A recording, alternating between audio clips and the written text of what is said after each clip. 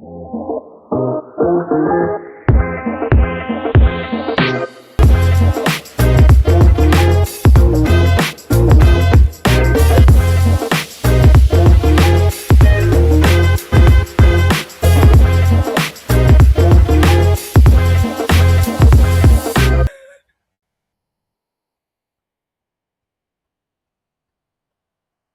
right, I think we can get started, Nick and Radu. So, once again, welcome everyone to the first installment of another special Forward webinar series. Today, we're diving into a critical bottleneck for scaling climate tech, the decarbonization ledger. Now, today's session is going to be jam-packed with a lot of information from both Nick and Radu. We're going to go through a lot of questions, scenarios, hopefully, but we would love to get your questions as well. So if you can put in your questions into the chat box, hopefully we'll get to that at the end, around 10 to 15 minutes before the call ending.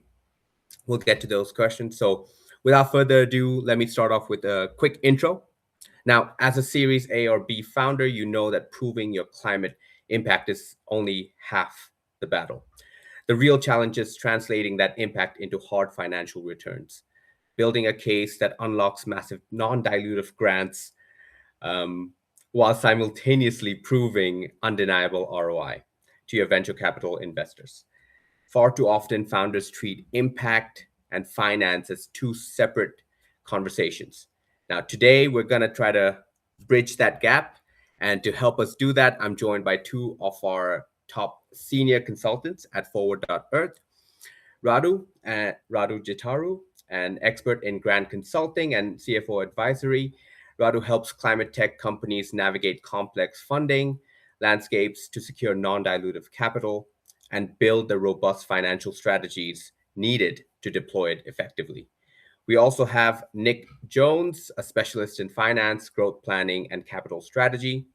Nick works in scaling firms to build the financial models and investor metrics essential for surviving VC due diligence and driving commercial growth. I'll hand it over to them because no one is better at introducing themselves than themselves. And they can tell us a bit more about their expertise and impact they've delivered for founders like you. Nick, let's get started with you and then followed by Radu. Thanks, Albik, and good afternoon, everybody, and good morning to some of you, looking at where you come from. So thanks very much for joining. So, as Albik said, my name's Nick Jones. I have an investment banking background. I was a banker for 30 years, mostly in the UK, a short period in Asia, but my expertise is UK and continuing that in the UK. During my investment career, I worked very closely with UK and European pension funds and institutional investors on investment strategy and various solutions around that across their full range of investments from listed to private markets. And that's where I've moved a lot to since I left investment banking in 2019 and have started my own and been running my own advisory firm ever since. That followed a personal ambition to support more sustainable goals, and that's where I continue to work with some of those pension funds I worked with in my banking days. I still have them as clients now from my first day. I guess, as Albik said, I work with a variety of different groups and businesses.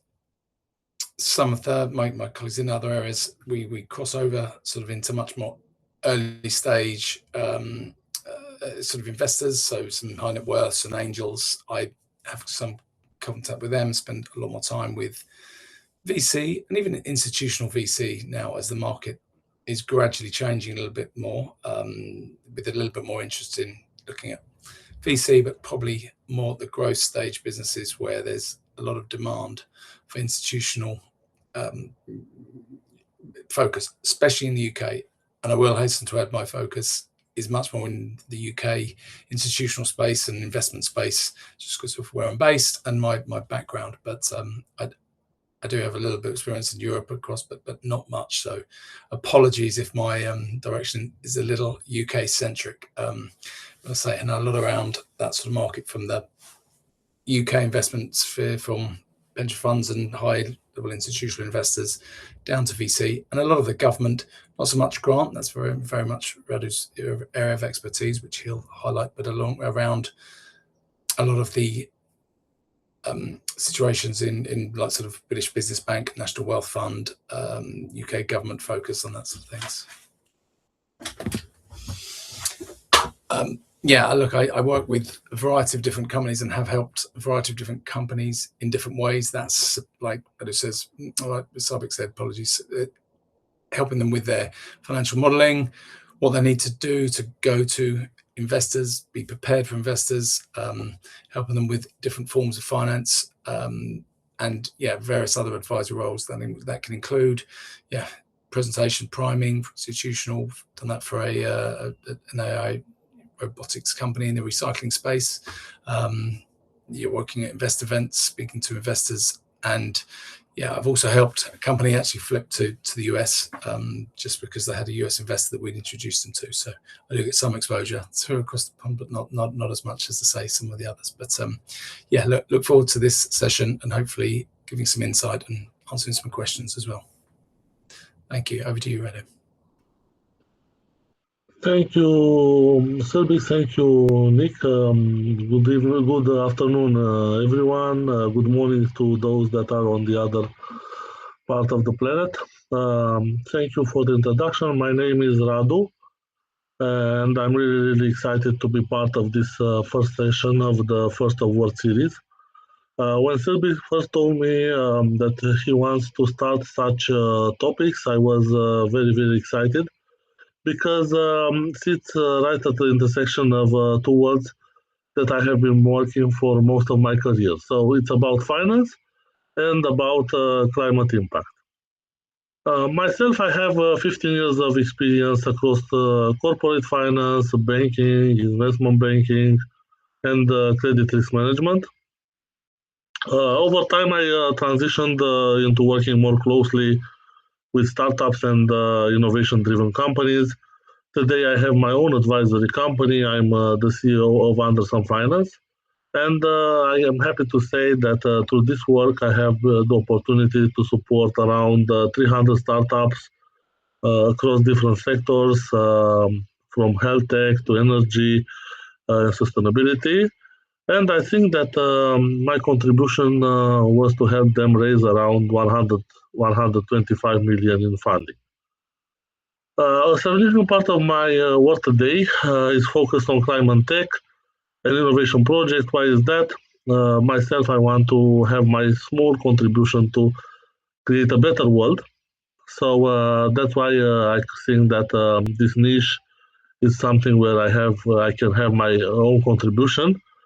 And I hope that through my work, I can help small startups, especially, to take off, to turn their business ideas into real business that have impact also over the planet.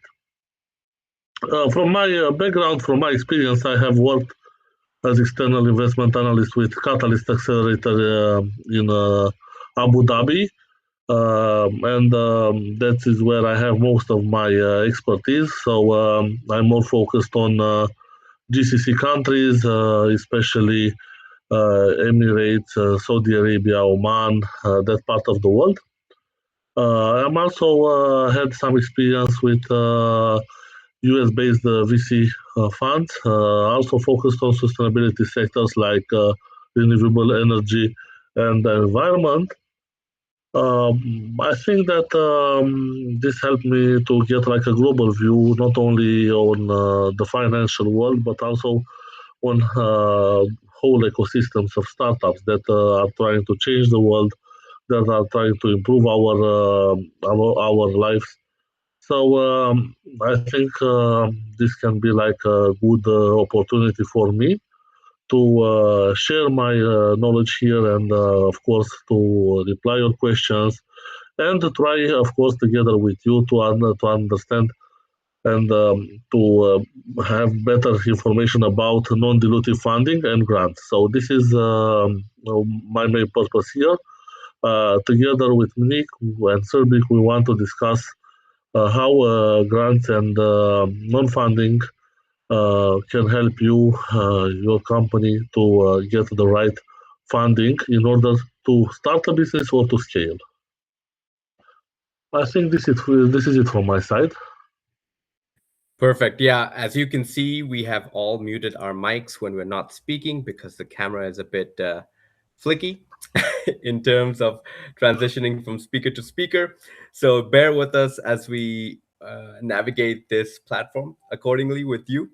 Now, thank you so much, both Nic and Radu, for joining into this call. I know that you have a lot of expertise, even if it is in particular regions of the world, but I'm sure that a lot of information is transferable, right, for a lot of people. So before we get into very intense questions, let's start to kind of build the landscape and establish our baseline for exploring why even the most visionary founders struggle to align their climate impact with a cohesive financial strategy. So Radu, the question first goes to you. Founders often chase grants as if they were, free money. But we know that there's no such thing, right? So what are the hidden costs or the most critical mistakes that you see Series A and B companies make when navigating the climate grant landscape? That's a great question, and honestly, I think it's one of the biggest misconceptions. As you say, most of founders look at grants as free money. But in reality, grants are probably one of the most expensive forms of capital, and just not in the way people expect. So the cost is not necessarily equity, it's not necessarily money. It's also about time, it's also about focus and strategical alignment. So your question is very, very good because what happens? There are many mistakes that happen, and I see every day in my work. So first of all, it's misalignment with the core strategy. What happens is that founders often chase grants that are available rather than grants that actually can fit their business model.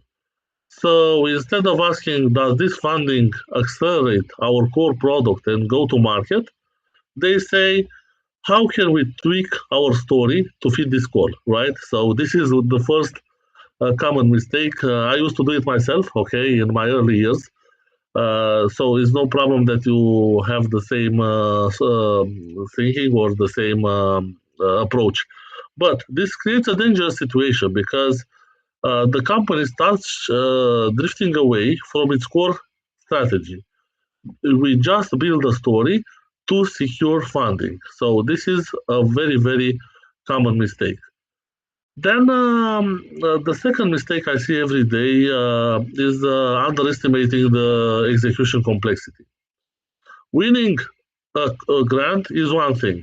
So maybe you write the right information there, you answer the questions in the correct manner, but after you win the grant, delivering is something completely different. Why is that? Because you are committing to deadlines, you are committing to milestones, you are committing to reporting, you are committed to some KPIs, and also sometimes these grants come also with multi-year obligations. So from this point of view, you have to be aware that these mistakes of underestimating execution can slow down product development. Why is that? Because you have to slow down just to stay compliant with grant requirements.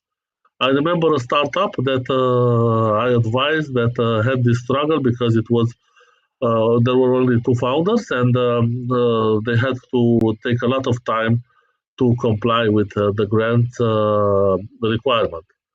And a third mistake, if I think right now, it's about the impact from the financials. I think here we have like a big disconnect. Why is that? Many founders build one narrative for grant. So they say, my startup, my company is focused on impact, on the sustainability, but they have a different story for investors when they are more focused on revenue, margins, growth. So most startups, but also Series A and B, somehow miss to connect the two, the impact and the financials. So the problem is if your impact cannot be translated into financial value, it becomes very, very difficult to scale. And on the other hand, uh, you have to think that grants will not be able to fully cover your growth. So you will have to think also on the future. So even if I take a grant now and I cover some costs, this also has to be somehow translated in the future in revenue, margins, and growth. Because in the next stage, when you want to scale, you will need investors, and investors care much about revenue, margins, and growth. Of course, they also care about impact, but investors consider impact and sustainability metrics as secondary. I hope that this answers partially your questions at least. Yeah, fantastic. And I think this is super important what you just mentioned about how startups are just chasing grant after grant after grant after grant, right? And they're trying to change their narrative to each grant to kind of fit into that model. Um, I will be amiss to say that I have also been part of such startups who have searched for grants over and over again, trying to change their narrative to try to get to the grant because everyone wants this, right? But I think focusing on a grant that really helps build the product into the right direction is probably going to help you a lot more in the future than needing to report to a grant that is asking you to do things that you don't want to do for the product's life cycle, right? But but yeah, let's. Would you like to contribute a bit more, Radu? I see that you No, kind no, of no, no, no, no. yeah. Exactly. I liked how you summarized it. Yes. So let's do not make grant like purpose. It's better to consider the grant like a mean to scale towards the next stage. So this is how I see now things after 15 years in this grants writing and advisory. Perfect. Yeah. So now, Nick, I will ask you if you want to contribute more, but I have another question that's going to add to this to give it another dimension. So when you're digging into scaling a company's financial model, how often is their climate impact actually integrated into their commercial ROI?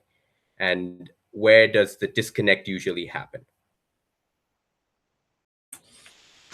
Thanks, Alvin. Thanks, Radu.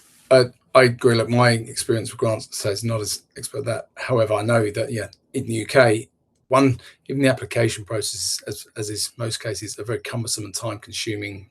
Sort of work, and it takes away the focus of what you as a founder are looking to do in regard to developing and expanding your business, commercializing, etc. Of course, they're useful, but I would agree it's very far from free cash.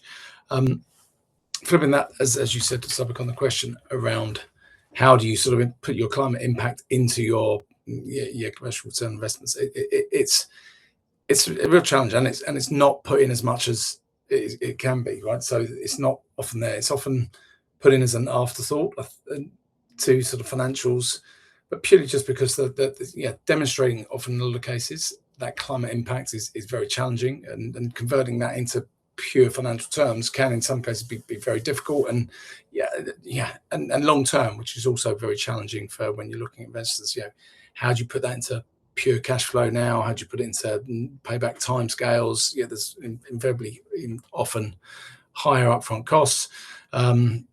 compared to the team that's calculating those emissions. And when you're looking at a climate tech business or climate business in any fashion, you're looking at that impact teams of saying, look, we can demonstrate this, but it's often two very sort of conflicting parts of the business, even at early stage when you're trying to evaluate your impact and then evaluate your finances there. So a lot of those are hard to actually put into financial terms, like reduce CO2, water waste reductions are great, but as a immediate and short-term financial gain, that's very difficult to put in there. To measure how these changes can demonstrate like sort of revenue costs in the short term. So putting that into model is very difficult of how they can compare those. The challenge with that is that any decarbonization is often treated as a sort of compliance issue, even when you're a climate business as opposed to an investment. With expected returns, which investors are always looking at. Early stage businesses, when you're generally looking at shorter time frame horizons compared to some of those climate benefits that are much longer term, and especially when you're looking at whatever investors you're looking at, and which, depending on the sort of investor that you're targeting, it can be very challenging. So how can people sort of improve this? And I think the hardest part is in the first part is to try and monetize that climate impact while it's tricky. However, converting those emissions to reduced emissions to resilience, future-proofing the business, demonstrating how that longer-term benefits are there is very important. Very important to put that into the model. Obviously, if you can directly correlate climate impact to financial returns, then make sure they're clearly identified in financials, and even that can be potential green premium on higher charges and costs for clients and ultimately your end user, which that's a difficult one, because there's a lot of skepticism around green premium, and depending on the industry and depending in the environment, country, economics of more macroeconomics around the environments as well.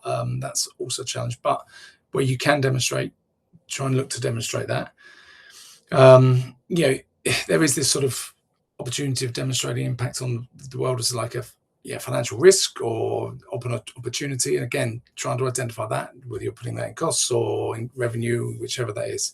And I think the biggest point is, don't just leave it in the appendix. I mean, it's often added just as a side note to financials, where you can demonstrate that. Lead with it if you want to become a business, which we're all in that for that sustainable opportunities we can be. Then let's make sure you really highlight that at an early stage, and to investors, even demonstrate those positive impacts, right? I mean, and even if they're shorter term, they're negative and they're more costly because of that. If you're going to be open with investors, that's the big point to me, is being open and transparent with any potential investors, right? And saying, look, there is these upfront costs. I think that's, from my experience with investors, from both from VC, institutional level, they just want to know that if you're revenue generating, but it's being hit much more and taking you into not getting you to profit levels or where you want to get to in the revenue return, you need to be able to demonstrate that, because if they're investing into you as a climate business, they know that there's some of that offset, some of that time scale.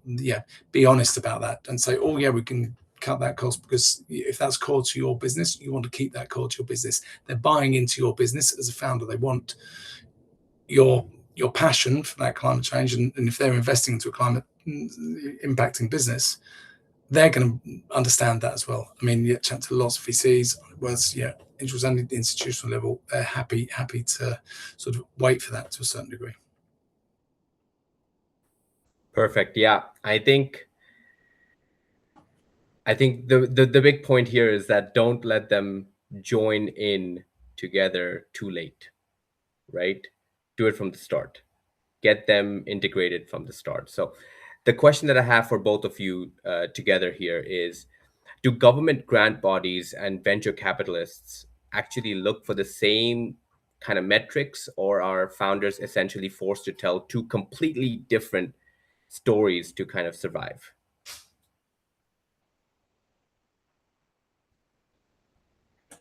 Nick, you want to go first, or should I say? I was going to say, look, Radu, you go on the government sort of view, and then I'll give my opinion. But Okay. So I will be straightforward. So yes, unfortunately, I would say most founders today are effectively forced to tell two different stories.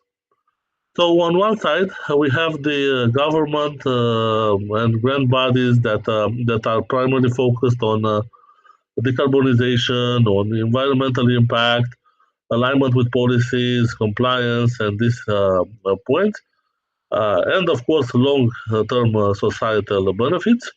So in this case, the narrative has to be much more impact first. Okay.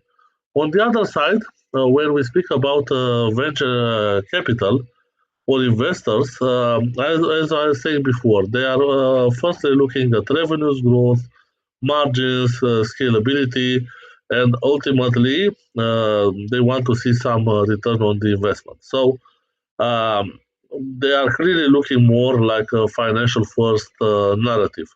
And the problem is that actually I would not say that they are totally disconnected because what happens? Both have one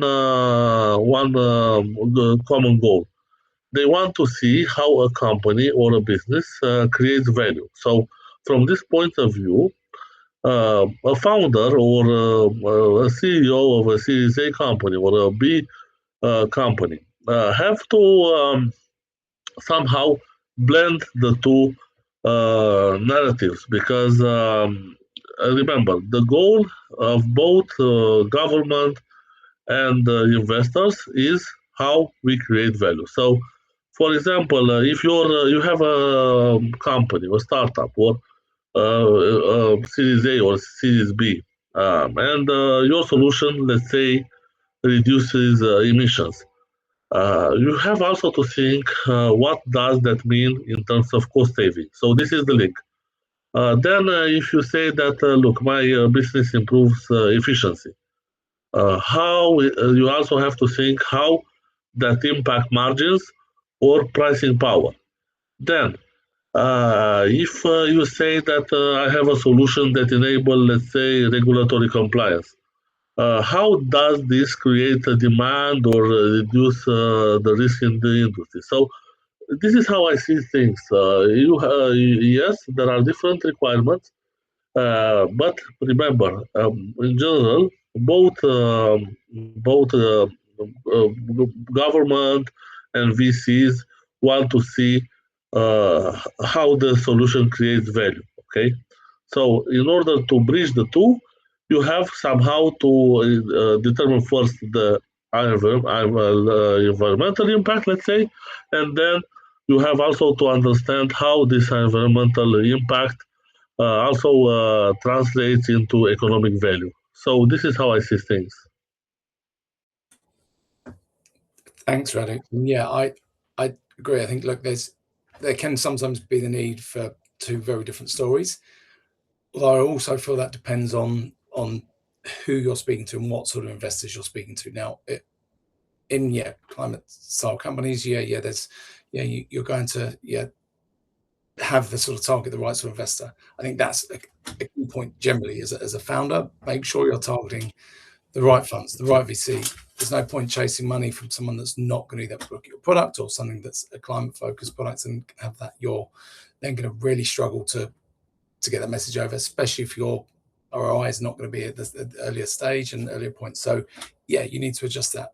In the UK market, say speaking to a lot of the people that I do, a lot of investors I'm speaking to all the time. I mean, I work with a number of venture builders, so they're very early stage. So they're just been out to like Cambridge Tech, like Northern Gritstone guys, university spouts, really early stage. So that's sort of angel high net worth in a lot of cases. The very things syndicates.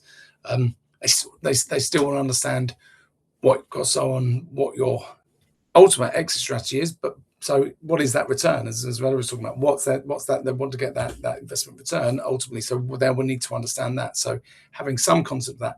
And in the grant, they're not looking for an exit strategy, but they certainly want to understand what that return is. So it's not that much of a different story, just a different way of relaying it. In a lot of that sort of government funded money in the UK, again, talking about like British Business Bank, National Wealth Fund, which is trying to essentially crowd in private capital, which it is starting to do significantly. They are probably more aligned to the grant mentality, and a lot of those people in there are civil servants as well as investment professionals. So I understand that and a lot of those allocated money to then in turn investment funds and VC funds around the country and regional funds in the UK. I'm sure it's the same in Europe, where there's money around that. I think, if you're targeting the right person, it's a different return scenario, so it's a slightly different story. And as I said earlier, grants are not free money, right? There's a lot of requirement and time in that. It's a slightly different story because they want to have a different thing, but you're also reliant on giving them, sort of a lot of. They get their bang from the buck in response, milestones, reporting, etc. That sort of things, which is very challenging. Amazing. And I think this transitions into what we wanted to talk about next, which is the mechanics of capital stacking, right? The art of combining non-dilutive and dilutive capital effectively. Now, we are almost halfway through the session, so I'm going to try to ask both Radu and Nic to kind of speed up a bit in terms of the answer length, so that we can try to get through at least one or two maybe scenarios that I have kind of prepared for us to kind of speak about. And hopefully we get to some questions as well. So Radu, once again to you, securing a grant is just the beginning, right? They often require matching funds. How should a CFO kind of prepare the balance sheets to ensure the firm can actually accept a massive grant once it's finally awarded? Lucky I have also some fractional CFO background here, because this is a kind of a very sensitive question. What is very, very important? Even if you win like a 2 million grant, you have to understand that it's when you sign a contract, you commit. Okay, the first commitment, in many cases, it's that you will ensure pre-finance. Okay, some grants have the mechanism of pre-financing the activities, and then you go and ask for and wait for reimbursement. So from this point of view only, it is very, very important to be able to incorporate all this grant mechanism into your cash flow. Why is that? Especially if you are limited in funds. When you pay a pre-finance, when you pay your own contribution, let's say, you have to think from where you will get your pro rata contribution if it is needed. So you have to know that in advance. From my advice, so you will not find yourself in the position to sign a grant agreement, and then you will not have the pro forma money you need for your own contribution. Then, if the mechanism implies pre-finance, you have to cover all the costs of the project, or at least part of the costs, and then you cover the operations, and then you wait for reimbursement. So from this point of view, it's very, very important to be able to forecast very, very accurately all that flows that are when you take a grant.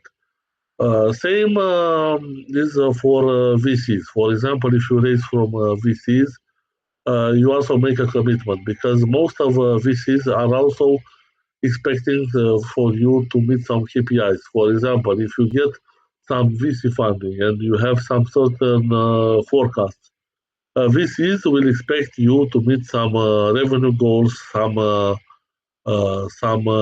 ratios, and depending on that, they will decide if they want to further fund your business, or maybe stop the funding, or, for example, if they fund you to a safe note, they may even call off the safe and ask for you to reimburse the loan.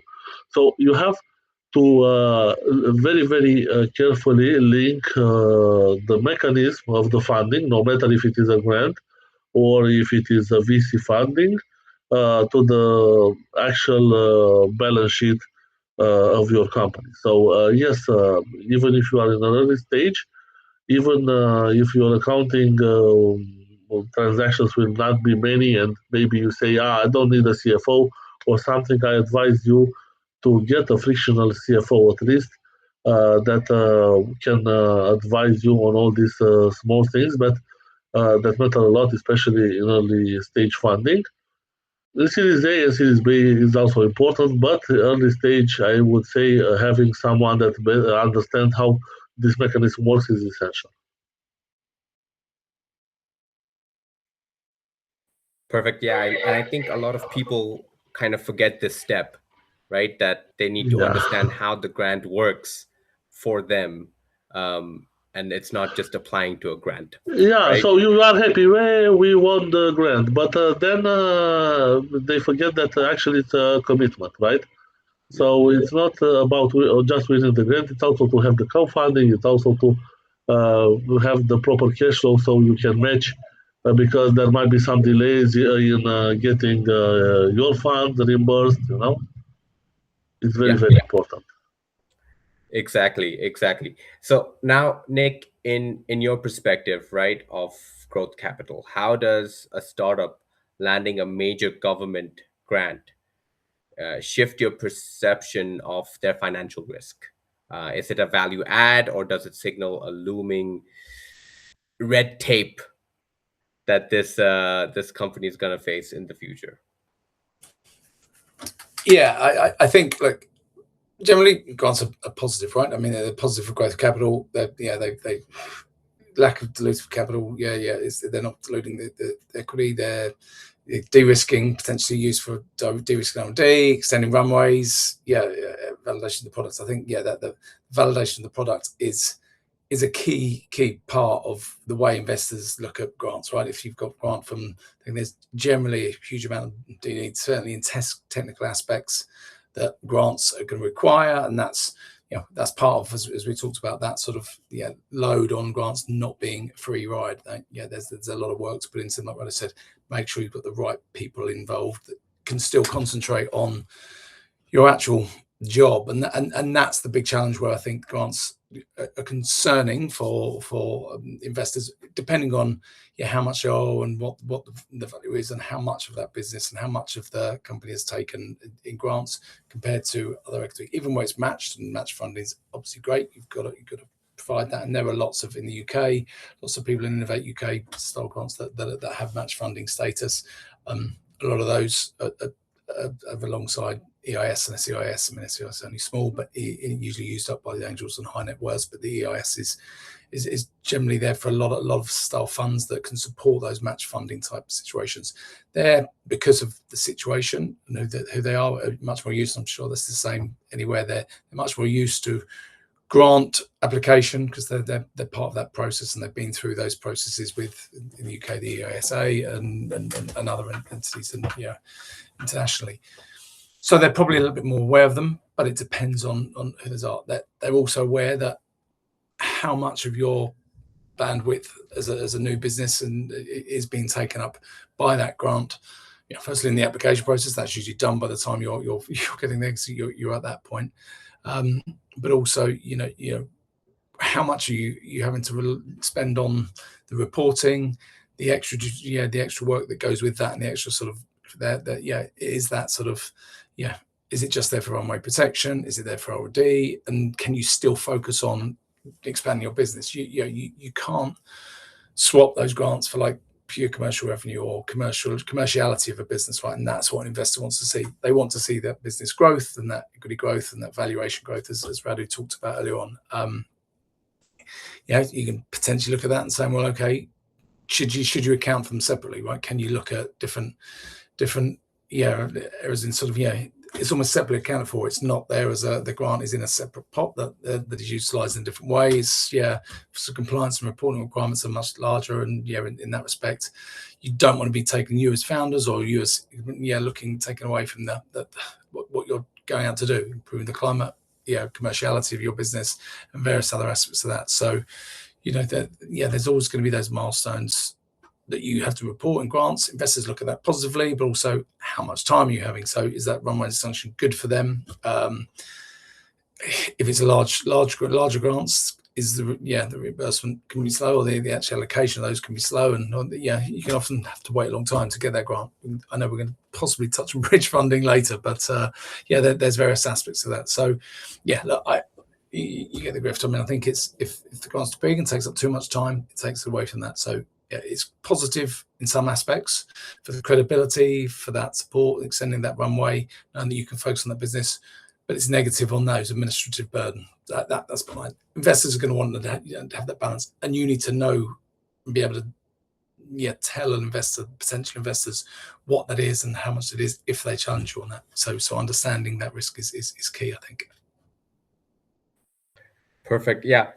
Just before we move forward, I just wanted to mention to everyone that we're about 15 odd minutes from the end.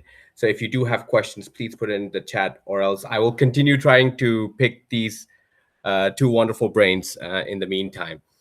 Now, Nic, what you said is, I think, falls in line with exactly what Radu was kind of saying, that you have to go for the grant that is going to build your product, because that would allow an investor to kind of see that you're not tied down with doing things that you might not need to be doing for the actual development of the product itself, right? And I think this is super important, and it really comes in to kind of a full loop in this sense. Now, the question that I have for both of you is, what is the ideal sequence for like a founder? And try to keep this within like a sentence or two. Should they raise a VC round first to secure a runway needed for chase grants, or win the grant first to drive up their valuation before facing VCs? We can do Radu first and then Nic in that sense. So I'll be really quick. So it depends very much on the stage, okay? If you are still in a phase where your technology is not fully validated, or pilots are ongoing, or maybe you have some regulatory uncertainty, the grants should go first, okay? Because they will allow you basically to fund some R&D maybe course, or maybe to validate the solution, or create like a prototype, the so-called MVP. So all without diluting the equity. So if you are in this stage, grants first. However, the catch is that grants take time. They require preparation, and it can be a bit tricky. So you do not have enough time. Then chasing grants can actually slow you down. So what I would do, I would go to venture capitalists first.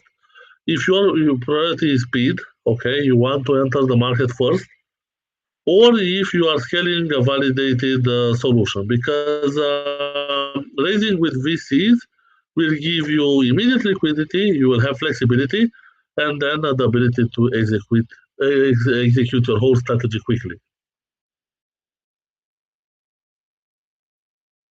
Thanks, Radu. Yeah, I'll try and keep it brief. So, because I know we've got things. I think it's like it depends. Is it gone first, we slow down? And as Radu said, it does depend, and I think a lot of grants, obviously, where there's match funding, you're having to do it at the same time. It depends on which stage this is or what their type of business is. And I see Julia's question. And I know we've got a section up. Actually, we might go to that scenario first, so we can answer that. But yeah, I think it's not a case of like, just go and get the VC. I mean, in the earlier stage, you're going to have those some angels. You're going to be the support of you. But yeah, I think there's a combination of the two, and which order you go in and which thing can depend on the business, a little bit scenario assessing. So I'll leave it at that. It's short on time. Perfect. Yeah, I think actually Julia's question ties into possibly two scenarios that I have planned out. But let's start with the indirect impact SaaS kind of scenario, where a climate software company measures Scope 3 emissions, meaning that their carbon reduction is indirect, right? Radu, maybe you can start and kind of answer, how does a software-based firm improve impact for a grant, right? And then Nick, maybe you can kind of explain, how do they prove undeniable ROI to an investor who might be skeptical of SaaS valuations right now?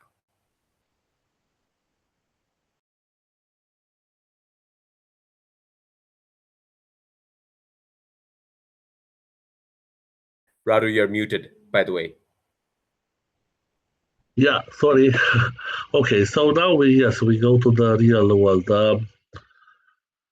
I think that first you have to have like a clear impact pathway. Okay, so you have to think how your software leads to real world outcomes, like better decisions, maybe supplier changes, or maybe some operational improvements. So you have to connect firstly usage of your software to behavior and to the emission impact. So this is, I think, the first thing that should be considered. Secondly, and this is something that I learned in time. You just go and say my software will help you reduce carbon emissions. Let's say no. It's very important to quantify it. Okay, even if it is something that indirect. Okay, you still need some KPIs like the emission track, maybe number of companies onboarded. I'm just thinking of your specific scenarios. Maybe some efficiency gains in reporting. So you need to define some quantifying some measurement, okay, of this impact. And I think that you also have to build some credible methodology. There are already some protocols, if I know, like Scope 3 standards, like GHG protocols. So you have to build your own methodology based on these existing frameworks. Why is that? Because this adds trust and make your impact measurable and audible. So this is what I saw in practice, for example, in the early stage startups that have developed such solutions in Catalyst, the acceleration program I was telling you about in Abu Dhabi. And finally, you have a SaaS, of course. This means recurring revenue. So in short, you have to first of all, you have to define your impact pathway. You have to measure it. You have to build a credible strategy, and then see how this scales. That's really. I would say, if I can add one more thing, you are building the system that actually makes the reduction possible, and you have to prove it.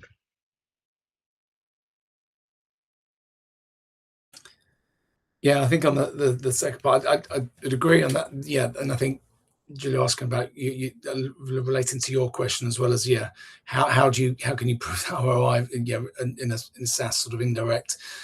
Look, I think the trick is not sort of going, even if it does that directly, reducing emissions itself from your reducing the emissions itself from your product, but actually giving some like measurable consumer outcomes, customer outcomes of yours. That's I think like I said, you really need to sort of be able to measure that and sort of quantify that to any investor, especially when there's sort of valuation size is a slightly different question perhaps. So there's lots of challenges over that, but I mean the more you can quantify it, rather than that being a as you said, sort of Julia requesting that sort of bottleneck for fulfilling grants, also the investor side of things. I mean, I think the three questions that come to mind when you're looking at this, what makes it comes up, what exactly does your software change? What does it change because you put that software in? That's the thing. One thing.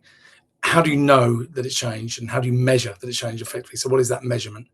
And then what is the value? What is the actual value of that change? So if you can say, how's it changed because of your software? how do you measure it, and then what's the value, if you like, of that change. I think if you can get to those three messages, that will break those bottlenecks from either investors or grants side of things. Perfect. I'm just really wary of time, so I'm gonna ask the scenario, and hopefully we can give some closing advice or remarks in the last 2 minutes. Now, the runway crunch, right? And I think both of you have kind of talked about this, where a climate tech startup has only 9 months of runway left, right? A major regional innovation grant could save them, but the approval cycle is 6 to 8 months, right? Nic, let's start with you this time. How do you manage the gap financially? And for Radu, is there a way to leverage a pending grant to secure a bridge round? Yeah, I mean, it's that typical sort of value death scenario, right? Yeah, you've especially capital intensive, potentially climate tech. There's little or no margin for error in a lot of cases in those. They're managing the financial gap. I mean, you need to sort of give yourself that time, because the grant might take longer. But yeah, initial things: reduce burn rate, reduce costs where you can. Cut non-essential spending if you're making it. Focus purely on those technical milestones to achieve that grant. Potentially, you might have to look at other alternatives to generate some form of bridge revenue, whether that's some consulting, some shorter-term contracts, some higher value focus on those, getting those over the line first. Additional work that can help bridge that, which I know you want to focus on the main incentive, but if you can try and look at that. Try and convert, and again, it's a tough one, but if you have to convert sort of fixed costs to more variable costs, if that means you've got employees, you might need to put them onto zero contracts, various other aspects which you may not want to do. But if you really need to do that, reduce office space, reduce factory space, whatever you've got, or look at other sort of shorter term capital gains, more regional environmental type stuff that potentially can bridge that gap shortly. But it's a very different sort of scenario when you've got that. And you also need to have the benefit, unless you've secured it already and you're just waiting for it, is plan for that you may not get the grant, right? Or you don't get that grant. That's also essential, I think. So I'll wrap it up. I'm very conscious of time. Yeah, here I totally agree, Nick. What I would like to say is that pending grant, even if pending, can be like a powerful signal, because even if you haven't signed, let's say, the contract, and you do not have the money yet in your bank account, you have already passed some key stages, like you got shortlisted, you got some positive feedback, so it becomes some kind of external validation, and you can use it in order to raise like a bridge round. Typically, what happens in reality is that you can get some convertible note, some safe, or even some small equity. But the positioning is critical. You are not raising to survive, so you have somehow to bridge to a de-risking event like is the grant approval. So I think these are my thoughts on this matter. So you have approved, let's say you have approved some grant or some funding. This can help you raise some short bridge round, and maybe you should do this right away. Also, banks, some banks in some countries allow you to get some so-called bridge rounds, meaning that they can give you like a bank loan to cover this liquidity need. Oh, I didn't know that. Thank you so much, both of you. I think I'm not gonna put Radu on the spot with the question that we have from Philip, because maybe this requires a bit more research. I don't know, Nic, if you have an understanding of Horizon grants from the EU, But what I would say to Philip is that you can also message Radu or Nick directly through the Forward Network, and maybe they might be able to give you some more help. But also, you can go to the website for consultants that I've already put into the chat box, and then maybe you can fill out a form so that we can kind of get you the help, the right help. Now, we have 2 minutes left, so it's wonderful time to kind of do a closing advice from both of you. So I would like to get one final high impact takeaway from each of you. I'm happy to kick off. That's right. So just probably two. Sorry, but I'll be quick. Demonstrate that financial benefit where you can. Make sure that's in the financials, right? Demonstrate what that improvement is, however you can, whether that's cost of service, reduce energy costs, anywhere where you can try and put that, as hard as that is, demonstrate that financial benefit to financial returns. And most importantly, whenever it's investors and investor side from mine, be open and transparent about those. Be open and about the potential shorter term pain for the longer term gain. I know it sounds obvious, but be open about that. Don't try and hide it, get it away, and just talk about it. Yeah, it's an upfront cost. If you're speaking to the right investor that's willing to invest in the right your products in a climate impact product, they're aware that those costs, that cost trade off. So yeah, I think that's really key. That's my experience from all level investors. Okay, great, Nick. I would like to link it somehow to what we discussed today. So I would say one sentence only. Impact and finance should not be like separate conversation. So when you have a company, a project that builds some impact in the world, always think how this can be bridged to the finance, because in this way you will be able to cover both sides of the funding spectrum. You will be able to cover the government who seeks for mostly for impact, but you also are prepared to be able to discuss and raise for investors, because investors always or mostly expect to see financial figures. So this is my takeaway that I would like to suggest to you. Impact and finance should not be separate conversations. Wonderful, and we are on time. I was sweating for a bit over there, but thank you everyone for joining in. Thank you, Nick and Radu, for taking the time to kind of give a bit more insight about this for our audience. Thank you everyone for joining in from everywhere. And we hope to see you in the next sessions. As I mentioned, if you would love some help about this, just fill in a contact form on the consultants page, and hopefully you'll be matched with Nick or Radu or any of our wonderful consultants to kind of help you along in your journey. And we look forward to helping you in that sense. Thank you so much for joining in.